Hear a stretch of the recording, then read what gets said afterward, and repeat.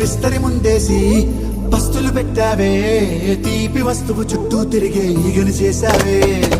చీచి సిగ్గలేని మొగుడు గారండోయ్, గుయ్ గుయ్ గుయ్ గుయ్ అంటూ మీదికి రాకండోయ్. వై వై వై గంపెడి పిల్లలతో ఇంటిని నింపావే, సాపాదిండు సంసారాన్ని మేడెక్కించావే.